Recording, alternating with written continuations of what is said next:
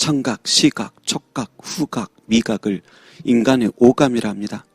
예민한 사람들은 피부나 마음으로 느끼는 육감을 가지기도 합니다. 그런데 더 나아가 영적인 감각인 영감도 존재합니다. 이 영적인 감각을 잘못 사용하면 사입이 이단이 됩니다.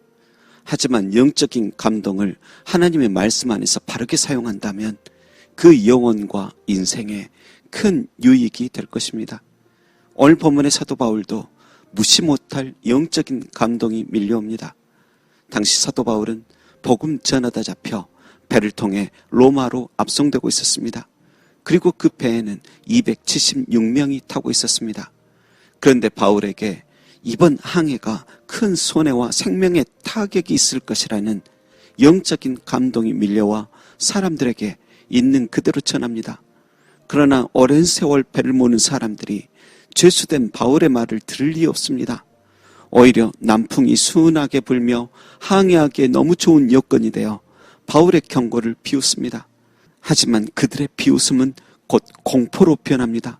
유라굴로라는 광풍이 며칠 동안 불어와 물건뿐만 아닌 배의 기구마저 바다에 버려야 할 정도로 최악의 상황이 된 것입니다. 그런데 더 이상 구원의 여망을 기대할 수 없을 때 바울이 또 선포합니다. 이제는 안심하라. 이제는 안심하라. 너희 생명 아무 손상 없을 것이다. 내가 섬기는 하나님의 사자가 어젯밤에 내게 말했다. 바울아, 두려워 말라. 내가 가이사 앞에 서게 될 것이다. 하나님께서 너와 함께 항해하는 자 내게 주셨다. 그러므로 여러분 안심하라. 우리가 반드시 한 섬에 걸리리라. 나는 내게 말씀하신 그대로 되리라고 믿노라. 아멘. 그리고 정말 그 선포대로 지금의 몰타 섬으로 불리우는 멜리데 섬에 도착합니다. 멜리데는 가나안어로 피난처라는 뜻인데 그 이름답게 하나님께서 바울과 그 일행을 위하여 피난처를 예비하신 것입니다. 게다가 멜리데 섬은 참 아름다운 섬인데 그곳에 거주하는 원주민들 마음까지 참 아름답습니다. 그들은 배가 파손하여 행색이 엉망된 채 해안가로 올라오는 사람들이 추울까봐 나뭇가지들을 모아놓고 불을 피워줍니다. 그런데 바울도 불 피울 때 돕겠다고 장작을 한 무더기 모아다 불에 넣었는데 갑자기 독사가 튀어나와 그 손을 물어버립니다. 섬 사람들은 독사가 바울의 손에 대롱대롱 매달려 있는 것을 보고 이 사람은 틀림없이 살인자다. 바다에서는 살아나왔는지 모르지만 정의의 신이 그를 살려두지 않나 보다 수근거리기 시작합니다. 하지만 바울은 그 뱀을 대수롭지 않은 것처럼 불 속에 툭툭 털어버리고 아무런 해도 입지 않습니다. 사람들은 그래도 시간이 지나면 독이 퍼져 갑자기 쓰러져 죽을 것이라 예상했지만 아무 일도 일어나지 않습니다. 그러자 원주민들은 바울을 로마 신화에 등장하는 신처럼 느끼며 3일 동안을 극진히 대접합니다. 여러분, 여기서 우리는 하나의 질문을 할 수가 있을 것입니다. 왜 하필 바울이 집어든 나무 묶음에 독사가 들어있었고 그 독사에게 손까지 물리게 되었을까? 우리는 보통 갑작스런 불행이 닥치면 무작정 기도 부족, 믿음 부족, 때론 마귀의 장난으로 생각할 때도 종종 있습니다. 그리고 그때 우리의 반응은 왜 하필 납니까? 왜 하필 이때입니까? 하며 원망도 합니다. 그러나 바울은 왜 하필 납니까? 겨우 살아났는데 독사는 또 무엇입니까? 하며 원망하지 않습니다. 그냥 툭툭 털어내버릴 뿐입니다. 왜일까요? 그는 배가 파손할 것이라는 영적인 감동을 받았고 구원의 여망 없이 표류할 때 천사의 음성, 곧 너는 로마 황제 가이사 앞에 서게 되리라는 그 말씀을 신뢰하였기 때문입니다. 그래서 아무리 독사보다 더한 것이 고난을 주더라도 난 로마 황제 앞에 서게 될 것이라고 믿기 때문입니다. 자신은 이미 아는 것입니다.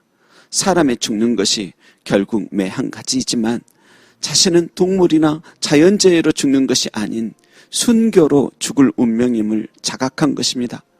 여러분, 비록 우리는 바울처럼 기적처럼 놀라운 영감은 없습니다. 맞을 때도 있고 틀릴 때도 있어 이것을 영적인 감동이라 말하기가 민망할 정도입니다. 그러나 바울만 특별히 더 큰 영적인 감동을 주셨다라고만 말하기는 어렵습니다. 바울의 능력이 큰 것이 아닌 그에게 임한 성령님의 권능이 크신 것입니다. 여러분, 독사가 물던 그 손이 다시 복을 빌어주는 축복의 손이 된 것처럼 저와 여러분의 인생 속 고난들도 결국 변장하여 찾아온 축복이 되기를 소망합니다.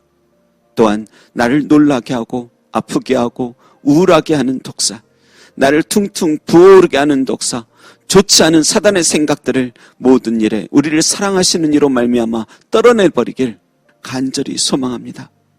여러분, 누가복음에는 내가 너희에게 뱀과 정갈을 밟으며 원수의 모든 능력을 제어할 권세를 주었으니 너희를 해할 자가 결단코 없으리라고 말씀하셨습니다.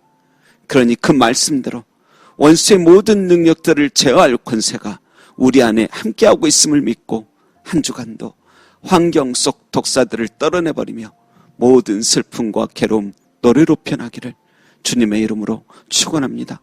기도하겠습니다.